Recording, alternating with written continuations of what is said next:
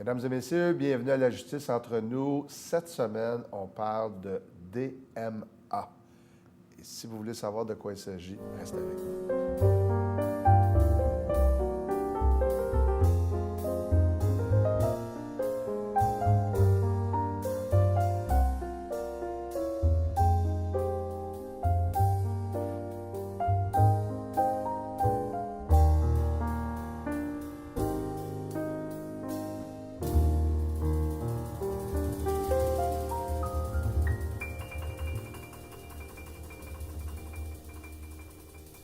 Bon, si vous êtes demeuré avec moi, avec nous, c'est parce que ça vous intrigue le DMA. Le DMA, on va demander à Maître Christiane Vincent, notaire, de quoi s'agit-il? Alors, c'est bon, on a piqué la curiosité Oui, des j'espère, ou ils n'ont pas zappé, là? Pas encore. Bon. En fait, les DMA, c'est l'acronyme pour Directive médicale anticipée. Les gens ont beaucoup entendu parler de l'aide médicale à mourir. Oui, C'est oui. la loi concernant les soins de santé qui a été adoptée en fin 2015, en décembre 2015. En fait, sanctionnée avant, mais mise en vigueur. Je ne m'attarderai pas. Ça fait Pas très longtemps, pas 2 ans à peu une près. couple d'années, c'est ça. Et les gens ont, comme je disais, entendu parler la possibilité pour les gens, dans certains contextes, c'est très réglementé, de demander qu'on mette fin à leur jour. Il y a une autre facette de cette loi-là qui est justement les directives médicales anticipées. Dans le fond, c'est quoi? C'est la possibilité pour toute personne... Je m'excuse, Oui. l'un n'est pas l'autre. Non. OK, C'est déjà donc, OK, je m'excuse, très je vous ai différent. interrompu. Là, on a dit... Oui. Les directives médicales anticipées, c'est dans un tout autre contexte. En fait, c'est un contexte encore de fin de vie, Oui. mais qui n'est pas du tout la même chose. Je pourrais y revenir.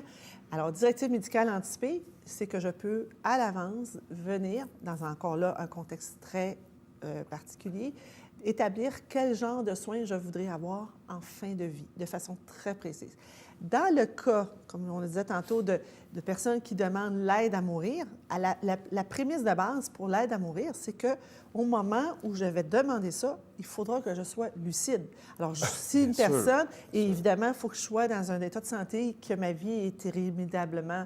mais je ne peux pas... il n'y a aucune espérance de survie. Enfin, il y a des critères à rencontrer, mais c'est la personne qui est lucide qui elle-même dit au médecin et tout l'encadrement qui vient avec ça, mais elle est lucide pour prendre cette décision-là. Moi, je suis dans un autre contexte. Je suis dans le contexte, vous aimeriez le jour où vous seriez plus en mesure de prendre les décisions parce que vous êtes devenu inapte. Si vous avez fait votre mandat de protection, vous avez décidé comment on va gérer vos biens, vous pouvez avoir nommé un mandataire, mais là, vous voulez être certain que certains soins précis seront donnés de la façon que vous l'entendez. Alors, dans ce document-là, vous allez pouvoir le faire. Maintenant, ça ne sera en force que dans un contexte très particulier. Est-ce que là, on parle de... Parce que là, je vous écoute, je vous entends, mais j'imagine que les gens qui le vivent savent ou qui l'ont vécu savent de quoi vous parlez. Mais est-ce qu'on parle là, de... Je ne suis pas en train de dire que je ne comprends pas ce dont vous parlez. Je suis en train de me dire... Est-ce qu'il s'agit là, d'acharnement thérapeutique ou de... Tu sais, Bien, c'est un peu ce genre de je ne choses. veux pas parler de moi, là, mais moi, je n'aurais pas envie qu'on me tienne à vie alors que, OK. naturellement, je serais décédé puis qu'on me tienne à vie. Là, je dis ça aujourd'hui, là, mais dans un état presque végétatif pour le plaisir de me garder en vie. OK. Évidemment, ça rentre dans le contexte justement de l'acharnement thérapeutique. Je peux peut-être dire juste en passant, on s'entend, je l'ai dit tantôt, c'est très récent. Si vous n'avez pas entendu parler, c'est normal. Okay. On a entendu parler depuis plusieurs années des mandats de protection. On a entendu parler des directives que les gens veulent donner à leurs mandataires en disant ce qu'on appelle des testaments de fin de vie. Mais là, on est dans quelque chose de premièrement, beaucoup plus ciblé. C'est un document qui va justement obliger, mais encore une fois, dans un cadre très précis. En passant, je veux aussi vous dire, peut-être demander qu'on soit indulgent, parce que pour nous aussi, c'est une toute nouvelle loi. Et cette nouvelle loi-là fait en sorte que, encore une fois, si vous êtes dans une situation où votre état de santé est très précaire, vous savez que vous voudriez que tel et tel soin, en passant, j'oublie quelque chose qui est très important, ça ne sera mis en force que dans le contexte où le jour où on pourra appliquer ça, c'est si votre état de santé, et je me permets même juste de le revalider. Ouais, vous avez un Oui, j'ai un dépliant, petit là, peu. Bien, en fait, c'est bon, peut-être que je le mentionne tout de suite. Oui. Ça, c'est un pamphlet qui a été, Montrez-le doucement à la caméra, oui, là. qui a été fait Directive médicale anticipée par acte notarié. Donc, on peut se Évidemment, procurer on ça va dans y les venir. bureaux. Ça peut être par acte notarié, comme ça peut ne pas l'être. D'accord. Mais la Chambre des notaires a mis ce dépliant-là, il est disponible disposition la du plupart public. des bureaux de notaires. Et en fait, c'est que les directives vont être appliquées seulement si vous êtes dans un état en fin de vie et souffrez d'une maladie grave et incurable. D'accord. On n'applique pas ça si ce n'est pas cette situation-là. C'est très circonscrit. Et si vos fonctions cognitives sont gravement atteintes, il en résulte un état comateux irréversible ou un état végétatif permanent. Parce qu'encore une fois, si je suis lucide, on n'a pas besoin de recourir à mes directives. Je suis là pour l'exprimer. Et c'est ça qu'on a vu tantôt, qui était l'aide médicale à mourir. Ça aussi, c'est très, très, très ciblé. Et dans le cas, par contre, où je viens de le dire, dans un état où mes fonctions cognitives sont atteintes, vous allez me dire, oui, mais vous avez fait un mandat. Si vous avez nommé votre mandataire, c'est lui qui va les prendre, les décisions. Mais effectivement, si j'ai fait un mandat, mon mandataire va prendre les décisions concernant mes soins, mais il va le prendre au meilleur de dans la mesure où j'ai mis j'ai donné des grandes lignes, mais il va faire ça dans le respect des directives que je pourrais y avoir données, mais il ne peut, en bout de ligne, il n'y a pas une obligation formelle. Alors que dans mes directives ici, sur 5 soins qui sont précisés, c'est-à-dire la réanimation cardio-respiratoire, la ventilation assistée par respirateur, la dialyse, l'alimentation forcée ou artificielle, ainsi que la dernière, la 5e, l'hydratation forcée ou artificielle. Dans ces 5 situations-là, je vais avoir dans ces directives-là établi, oui, je les accepte, non, je les refuse. Parce que là, on est vraiment... Quelque chose de très ciblé. Je veux dire... En fin de vie. Je meurs si je ne reçois pas ces soins-là. Puis c'est ça qu'on veut décider ou non. Je ne veux pas qu'on me maintienne comme ça. Et là, je peux me prononcer. Alors, à ce moment-là, quand bien même que mon mandataire, dans ses valeurs, lui aurait souhaité qu'on continue, exemple, on dit alimentation forcée ou hydratation forcée, on parle de gavage, par exemple, et que lui dit, bien, moi, ma mère, je ne voudrais pas que... Bien, sa mère, ça lui a donné une directive claire que j'ai la situation où elle est en maladie grave et incurable et qu'elle veut absolument que à ce moment-là, on devra respecter cette volonté-là. Oui, parce que ça soulève... je me souviens du débat qu'il y avait eu, tout le monde s'en souviendra sans doute, là, des débats de questions d'éthique. Qu'est-ce qu'on fait? On n'a peut-être pas tous une opinion, mais si on s'y arrête, on veut se dire, est-ce que je veux, moi, si je suis techniquement mort, mais qu'on me garde en vie avec un appareil, puis ma qualité de vie est nulle, c'est à moi de décider. Je ne veux pas être ici, regarder le plafond puis la télé pendant 5 ans. On s'entend qu'il y a beaucoup de... C'est pas simple, tout n'est pas tranché. Et on n'est pas ici pour dire, moi, je suis en accord ou pas avec ça. On s'entend, vous et moi. Ça soulève des questions. Chacun, exactement. C'est nos valeurs, c'est nos... Mais il ne faut pas oublier qu'il y a un aspect très important. Quand ça s'est rentré en vigueur, la loi concernant les soins de santé est rentrée en vigueur, il y avait un très, très grand aspect de cette loi-là qui était sur, justement, remettre l'enfant sur les soins palliatifs. Parce qu'évidemment, il y a beaucoup il y a des enjeux là, dans tout ça, à savoir, bien, pour plusieurs, c'est de dire, bien, donnons les soins qui font en sorte que des soins de confort, de fin de vie, que la personne soit qu'on ait les moyens de donner les bons soins. Ceci étant dit, c'est quand même une nouveauté. C'est pour ça que je pensais que ça serait intéressant que les gens en entendent parler, parce que c'est quelque chose dont on va de plus en plus entendre parler. Je vais peut-être revenir, si on disait tantôt, le pamphlet parle d'un document notarié. La loi n'oblige pas que ce soit notarié. Il y a d'ailleurs, sur le site du ministère de la Santé et des Services sociaux, le document, parce que c'est pas tout de faire un document, il faudrait éventuellement aussi qu'il soit publié dans un registre qui a été prévu à cet effet-là. Mais il y a un formulaire qui pourrait, à la limite, être complété par monsieur et madame tout le monde, sans nécessairement recourir à un notaire. Ceci étant dit, je vais quand même vous mentionner que le fait d'aller chez le notaire a certains avantages. On en parle souvent, ça fait quelques émissions qu'on fait ensemble. La personne qui fait des directives médicales, si elle ne veut pas que ce soit contesté, bien, il faut qu'on s'assure qu'elle était bien apte au moment où elle a signé Ouais. ça, hein, qu'elle n'a pas été indûment, qu'elle n'a pas été mal informée, qu'elle n'a pas réalisé de quoi on parlait, qu'elle était bien lucide et en fait tout ça. Alors, c'est sûr que comme notaire, on est des officiers publics. On doit, dans le cadre de notre travail, s'assurer que la personne, de un, c'est bien la bonne personne que j'ai devant moi, Ouais. et que de deux, elle est consciente de ce qu'elle est en train de signer, puis qu'elle va le faire. Sinon, bien évidemment, c'est là qu'on a des contestations, puis vous savez de quoi je parle, Ouais. Maître Hébert. Ah, Alors oui, malheureusement ou heureusement, dépendamment de l'issue oui, de... oui. Bien évidemment, si une personne a été induite en erreur, Parce on va que, contester. oui, puis vous avez raison, je ne fais pas de corporatisme, là, parce que peut-être que les gens ne s'en souviennent pas, mais à la base, j'étais notaire, mais moi, j'ai bifurqué, j'ai mal tourné. Le rôle, un des rôles essentiels du notaire, c'est de s'assurer que la personne qui est là, c'est bien Serge Hébert, c'est bien ses volontés. Il n'avait pas l'air, les pupilles grosses comme une olive, puis qu'il ne savait pas trop où il était. C'est la base, l'essence. En tout cas, Et je dirais même l'ADN de votre profession avec tout le reste, là, ensuite. Là. Et dans le cadre de ça, ce document-là, je dirais qu'en plus, on nous pose une exigence supplémentaire, c'est qu'on s'est assuré que la personne s'est bien documentée, qu'elle comprend D'accord. l'implication. Ça va plus loin que justement à la base, comme on disait, comme officier public, où j'ai vérifié l'identité, la capacité et la volonté. Parce que vous pouvez être capable, mais c'était pas ça que vous vouliez faire. Vous n'aviez pas compris que c'était ça que, que ça avait comme implication. Excuse, c'est pas drôle, mais il va être trop tard. Oui, mais oui. Ou on veut pas de contestation. Et effectivement, alors, même la loi nous met, nous, une charge supplémentaire de s'assurer que la personne a lu un certain nombre de documents. Bon, est-ce que là, je présume qu'il y a une intervention des autorités médicales, je présume. Est-ce que, non, mais il y a un médecin. Au moment de la rédaction du mandat? Non, mais au moment où on l'applique. Tout à fait. Je veux dire, on l'a dit tantôt.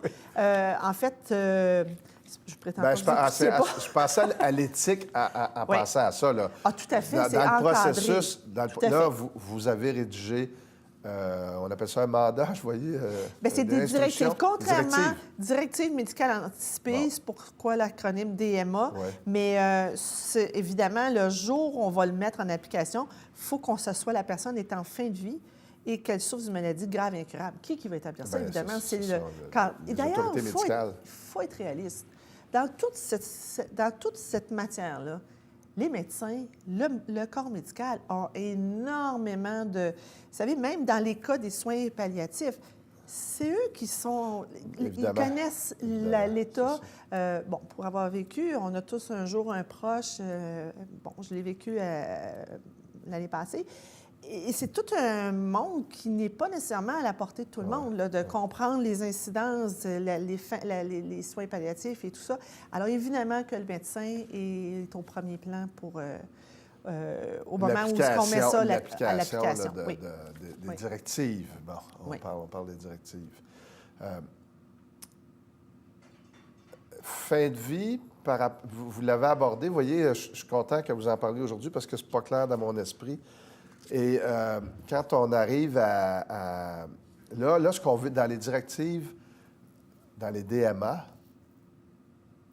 ce sont des directives, ce que je ne veux pas. Je ne veux pas qu'on me maintienne en vie. Ou ce que je veux. Sur les 5. En fait, je dois me prononcer dans ce document-là.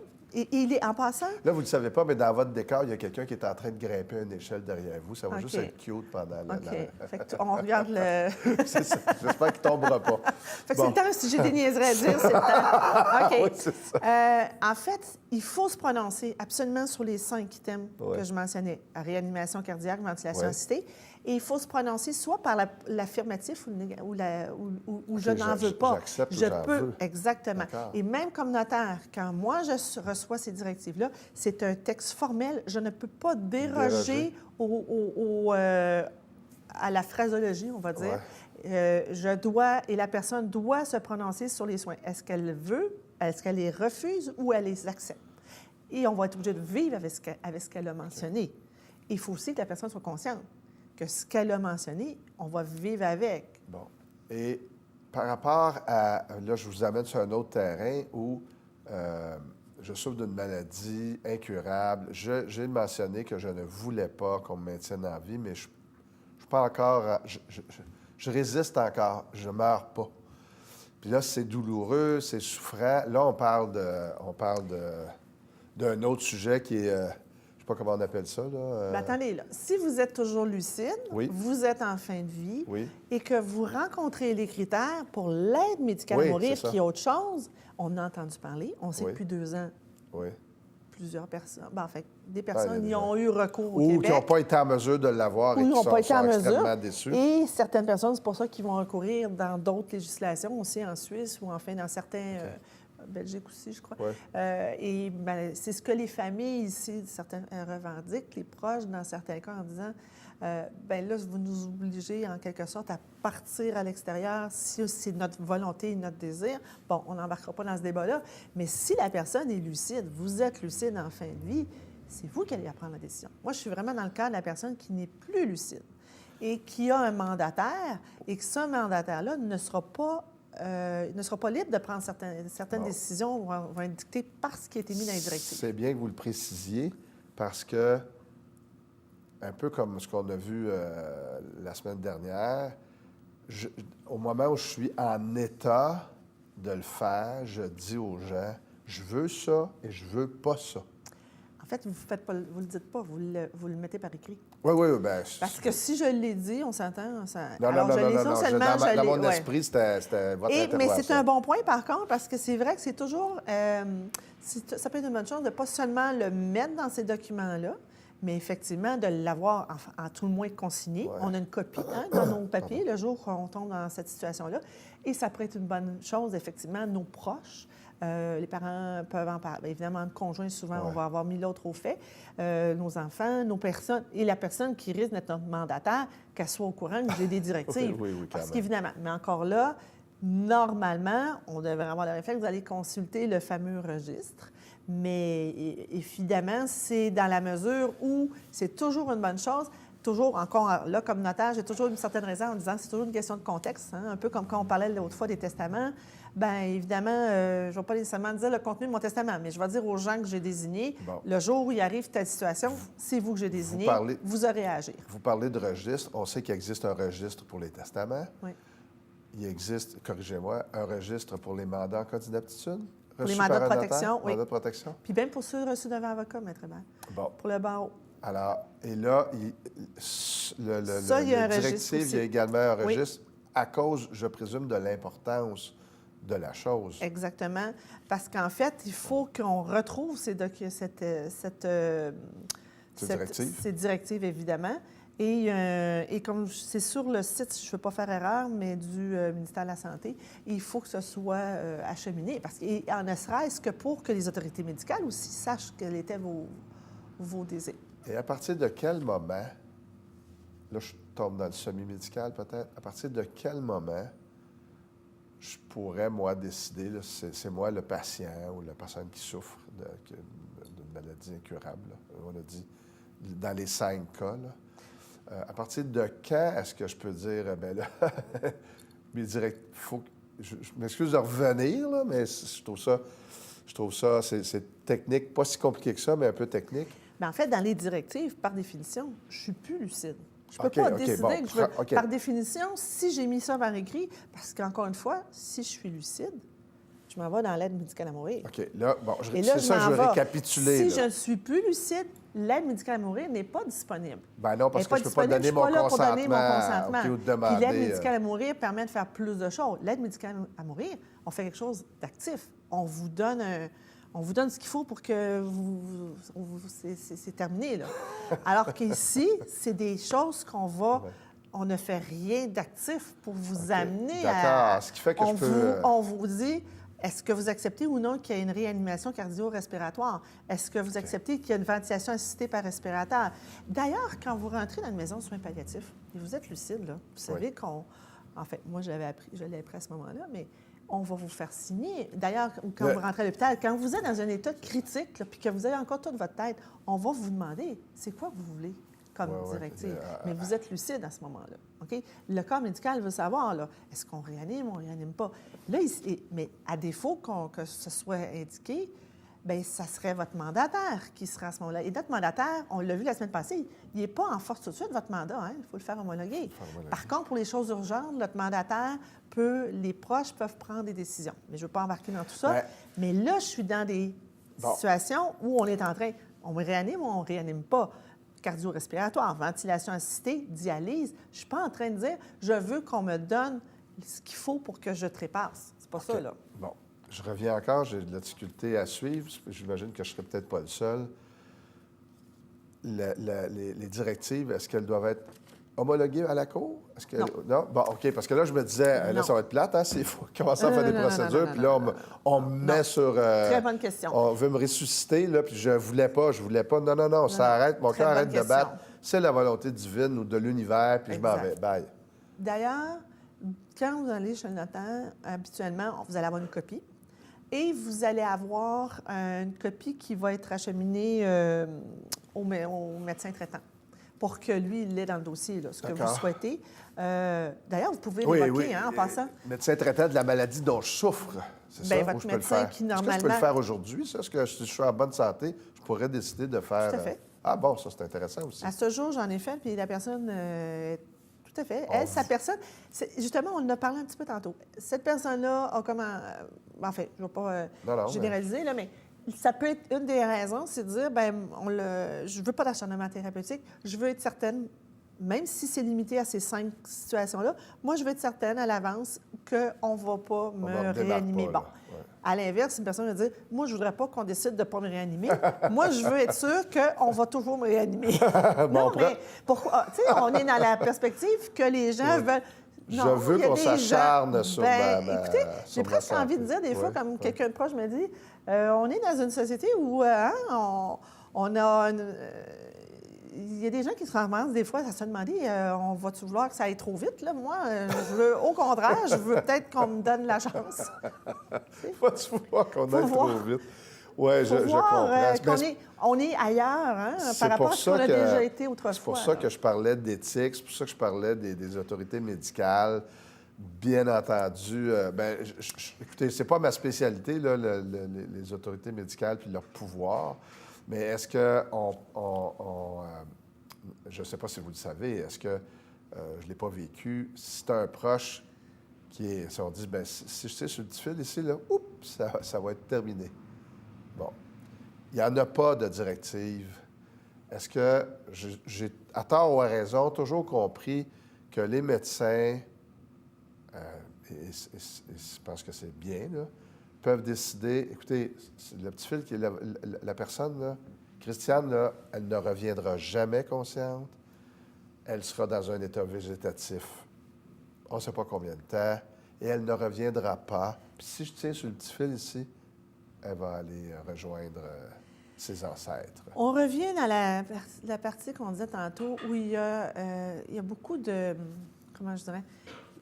Tout n'est pas noir, tout n'est pas blanc dans tout ce domaine-là. On s'entend, ça fait déjà plusieurs années que même pour le corps médical, c'est beaucoup de défis, jusqu'où on peut aller.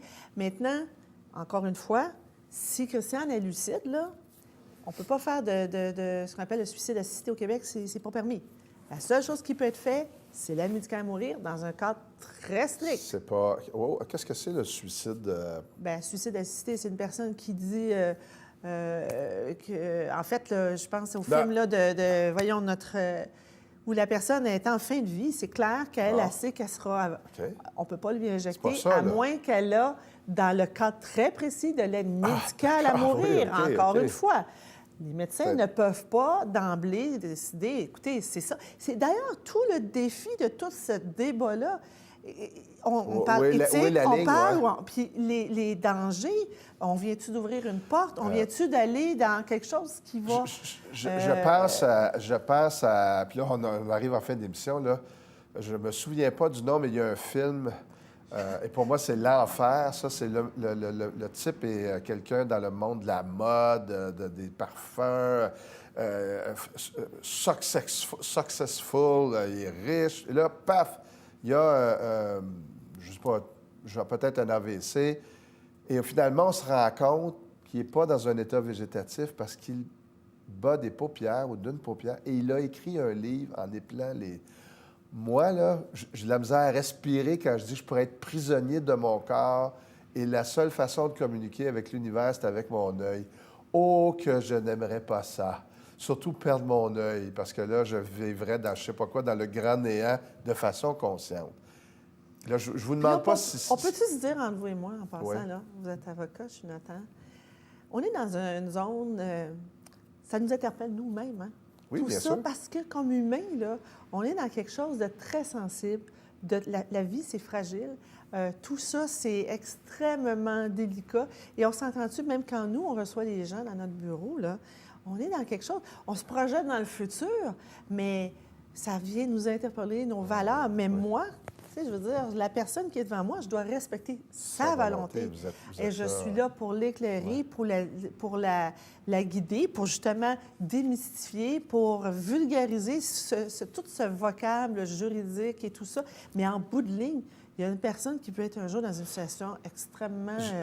Je sais parce que j'en ai le souvenir, puis je le sais parce qu'on en parle de temps à autre, mais je sais qu'à l'époque où j'ai été notaire, pas très longtemps, les gens ont peur, ils n'aiment pas ça, aller faire un testament. C'est comme si c'était Bien, je vais mourir. Ça, c'est probablement la même chose, parce que ça va encore, comme je pense, je l'ai mentionné l'autre fois, ça dépend des personnes. C'est sûr qu'une personne qui est dans... Vous savez, il y a des gens qui arrivent à notre bureau, qui sont malades depuis des années, qui vivent la Oui, c'est souffrance, ça. qui vivent la douleur, qui vivent... Et c'est très différent d'un jeune couple qui a 25 ans, que la vie est devant eux. Chaque cas est différent. Mais oui, c'est sûr que plus on avance en âge aussi, plus on sait que ces choses-là pourquoi vous peuvent me regardez arriver. quand vous dites ça? Bon, comme ça me concerne. Mais on sait que ces choses-là, ça fait Ça partie de la arrive. vie, ça fait... Ouais. La mort fait partie de la vie, on le sait, hein? Ouais. Alors, c'est sûr que ça fait partie. Donc, en conclusion de notre émission, on peut suggérer aux gens faire un testament, s'assurer qu'il est enregistré, faire un mandat de protection, j'allais dire mandat en cas d'inaptitude, un mandat de protection Et s'il y a au lieu- cas où je perdrais l'esprit. Aujourd'hui, on a parlé de Exercice médical anticipé. Médical anticipé. anticipée, donc si je veux pas qu'on me maintienne en vie. Et finalement, si mon état est très grave, ben là, on va arriver on sera pas dans un... Je dirais pas, là, j'en peux plus, moi, je veux partir. On sera dans l'aide médicale. L'aide médicale à mourir. Mais c'est 4 choses différentes. Je vous remercie beaucoup, notaire Vincent. Ça a été un plaisir de vous recevoir à l'émission. Mesdames et messieurs, revenez-nous la semaine prochaine à la justice entre nous. Et d'ici là, bonne semaine.